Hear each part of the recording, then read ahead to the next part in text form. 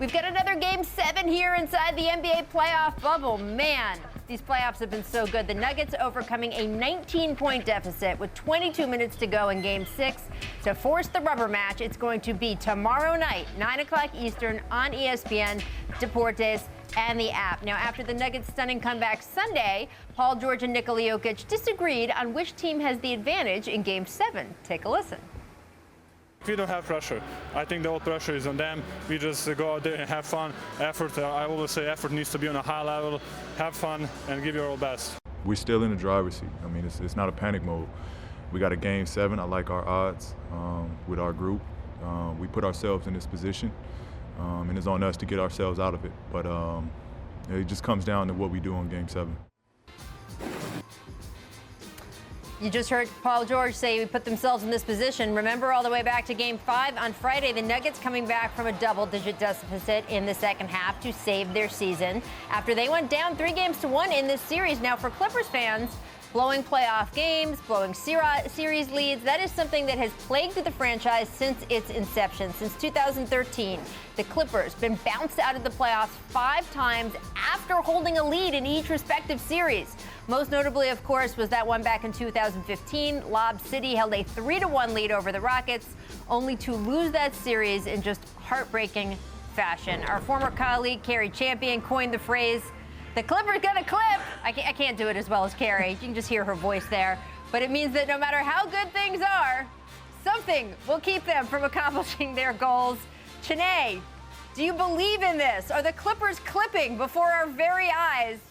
Or are they going to pull it out tomorrow night? I think it's important that we mention that, of course, we all know Carrie is a Lakers stan, so she's, of course, going to say Clippers going to clip. But I do agree that they are starting to feel what it's like to be hunted. They've never been to the conference finals, never been to the finals. They can't relax, and they really need everybody. But most importantly, they need to create their own energy because the Nuggets seem to be, like, playing free. Paul George, even though he had 33 points, I think he had the team's worst minus 23. I don't know how that happens. And Montrezl Harrell, 6th man, super excited about that. He's a natural energy boost. But he's had his hands full with Jokic. They need him to play like the award he just received. And Lou Will is struggling more than we sort of expected. Kawhi, he's a robotic type of scorer. He had 25 points. But he's not like the most enthusiastic when you need to like galvanize and change the momentum. So they need to build their own energy. And I know it's that much harder in the bubble. I still think the Clippers have so much talent to get it done, but it's sort of like now you have a team that is playing free, feel like they have nothing to lose, and they're playing their best basketball, accordingly. So they've sort of dug themselves in a hole, but I think the Clippers are learning the lesson that they need, and they still have an opportunity to right the wrong with Game 7.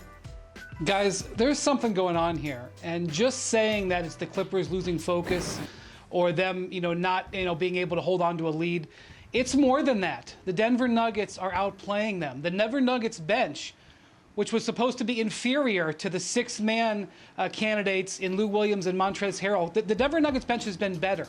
Their second half execution has been better. Their second half energy has been better. Their second half coaching has been better. Montrezl Harrell has not been the same player since he came back from being away. Lou Williams has not been the same player since he came out of the NBA quarantine jail there. This is just the facts. That doesn't necessarily mean that it's going to change the outcome on tomorrow night for Game 7, but this is not simply the Clippers, messing around. They are at the brink here, and as Doc Rivers said today, the Clippers, put themselves here. Nobody else, and it's up to the Clippers to get themselves out of it. Yeah, I'm not sure Montrezl Harrell should be guarding Nikola Jokic after what we've seen the last couple games.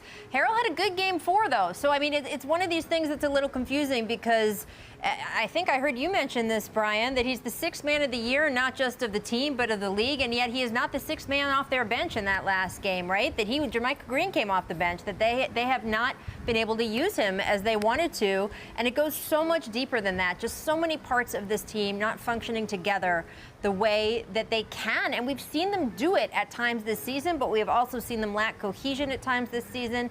And Game 7 is not a time for that. We will have to see if they can pull it together. Thanks for watching ESPN on YouTube. For live streaming sports and premium content, subscribe to ESPN+.